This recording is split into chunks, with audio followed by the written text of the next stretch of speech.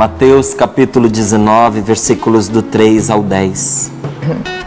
Alguns fariseus aproximaram-se de Jesus e, para experimentá-lo, perguntaram: é permitido ao homem despedir sua mulher por qualquer motivo?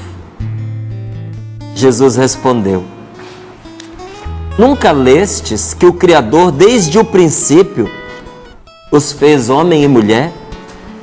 E disse: por isso o homem deixará pai e mãe e se unirá à sua mulher, e os dois formarão uma só carne. De modo que eles já não são dois, mas uma só carne. Porquanto o que Deus uniu, o homem não separe. Perguntaram: como então Moisés mandou dar atestado de divórcio e despedir a mulher? Jesus respondeu: Moisés permitiu despedir a mulher por causa da dureza de vosso coração. Mas não foi assim desde o princípio. Ora, eu vos digo, quem despede sua mulher, fora o caso de uma união ilícita, caso de um matrimônio nulo, e se casa com outra, comete adultério. Os discípulos disseram-lhe: se a situação do homem com a mulher é assim, é melhor não se casar. Transparentes, né? Palavra da salvação. Glória a vós, Senhor. Glória a vós, Senhor. Gente, nunca foi fácil. Por isso que eles terminam, depois de ouvir Jesus, dizendo assim: se a situação do homem com a mulher é assim, é melhor não se casar. Casamento nunca foi fácil. Mas se não fosse bom, as pessoas não continuavam se casando depois de tanto tempo. Por que as pessoas casam umas com as outras? Porque dentro do coração algo assegura que o caminho é esse e que isso é um bem. O casamento é algo muito bom e que é importante cumprir esse preceito da palavra de Deus, que o homem se una à mulher, os dois formem uma só carne e tenham seus filhos. Isso é algo bom. Ah, Márcio, mas olha aí, até ali na conversa com Jesus parece que o casamento não vale a pena. Inclusive, alguns disseram isso na frente de Jesus. Só que eu fiz questão de anotar aqui o que essa palavra nos revela de uma maneira tão clara. É a dureza do coração que não deixa o casamento valer a pena. Ah, o casamento não vale a pena. Não, o casamento vale. O que não faz ele valer a pena?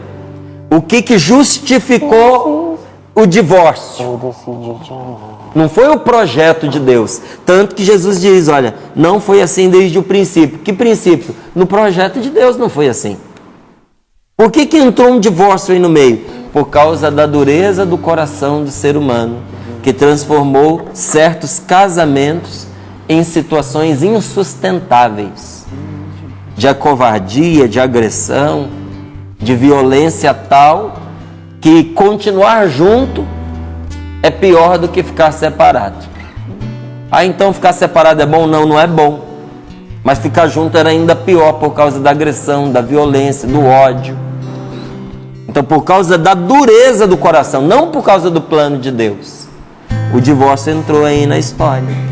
Mas Jesus é bem claro em relação a isso. Mas veja, uma constatação gravada na palavra de Deus e que nós já fizemos ou por experiência própria ou através da experiência dos outros. Casamento não é fácil, mas é bom. E com a pessoa certa, é uma felicidade, é uma completude. Porque quando você encontra a pessoa certa, você a completa e essa pessoa completa você, e os dois, como diz aqui a palavra do Senhor, formarão uma só carne. É importantíssimo para a gente que lê a palavra de Deus e que ouve a palavra de Deus, prestar atenção nos verbos e nos tempos dos verbos.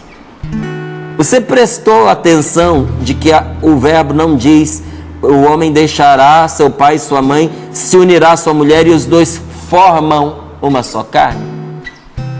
Está escrito que os dois formarão uma só carne. Não só no momento em que deixam pai e mãe e se unem, mas por toda a sua vida.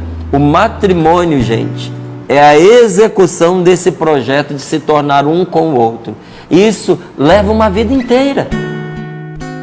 Enquanto você viver ao lado da sua esposa, enquanto você viver ao lado do seu marido, vocês estarão construindo esta realidade de formar um com o outro uma só carne. Ainda não está acabado, não está pronto. Não se esgotou tudo que poderia se esgotar nesse relacionamento. Agora, como se tornar uma só carne? Essa é uma pergunta cuja resposta deveria ser ensinada aos nossos filhos em casa, aos meninos e meninas na catequese, especialmente, particularmente e urgentemente nos encontros de noivos que estão se preparando para o casamento. Isso é indispensável que fosse ensinado, que é como se tornar uma só carne.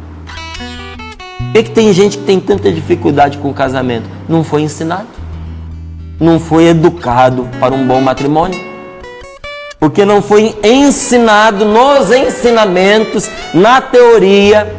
Porque a teoria é importante. Tem gente que contrapõe a teoria à prática, como se a teoria fosse uma coisa e a prática fosse outra. Gente, a teoria ela é importantíssima. É preciso dar para a pessoa o conhecimento do porquê fazer algo. É preciso ensinar com palavras, mas também com atitudes. Aí o menino em casa não tem nem o ensinamento por palavras, não mostra o caminho, e às vezes ele não vê o exemplo dentro de casa também. Então nem por uma fonte, nem por outra ele tem como aprender. Às vezes a mocinha não teve em casa essa escola, indispensável para a formação de uma vida feliz. Então tem algumas coisas que ajudam a gente a ser uma só carne. Como, por exemplo, o amor entre marido e mulher, ele precisa acontecer nas várias dimensões. Não pode ser na dimensão só afetiva. O amor entre marido e mulher precisa acontecer na dimensão afetiva, na dimensão espiritual, na dimensão social e na dimensão sexual. Como assim? Precisa ser amor entre marido e mulher? Esse amor precisa arder, precisa ter calor, precisa ter afeto. Amor entre marido e mulher precisa ser amor cheio de ternura. Porque Jesus diz que nós devemos amar os nossos inimigos. É diferente o jeito que a gente ama um inimigo do jeito que a gente ama a esposa e ama o marido. Não é? Para você amar um inimigo, meu irmão, você precisa vencer muitos sentimentos. E vou lhe dizer, no começo é um amor assim meio desprovido de ternura.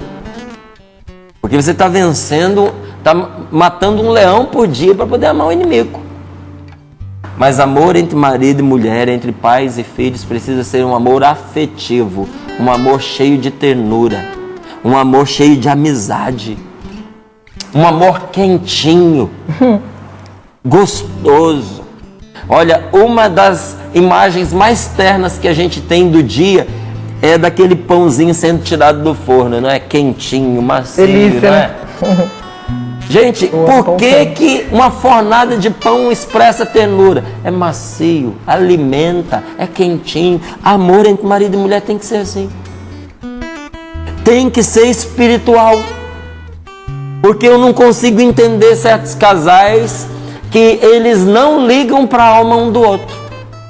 Ah, eu rezo, ele reza se quiser. Ah, eu tenho minha religião, ele tem a religião dele. Você respeitar a religião do outro não quer dizer ser desleixado com a espiritualidade do outro. Não quer dizer lavar as mãos. Se você por acaso casou com um marido que é evangélico e você é católica, e ele não quer ser católico, pelo menos você precisa zelar para que ele seja um bom evangélico. Que ele seja alguém fiel à palavra de Deus. Que ele cumpra aquilo que a palavra do Senhor inspira. Que seja um homem bom, que seja um homem santo, que seja um homem orante, que seja um homem honesto, que seja um bom pai para os filhos. Você, como esposa, precisa ajudá-lo nesse sentido. Amor tão grande, amor tão forte, amor suave, amor sem fim, que a própria morte transforma em vida, abraço eterno de Deus em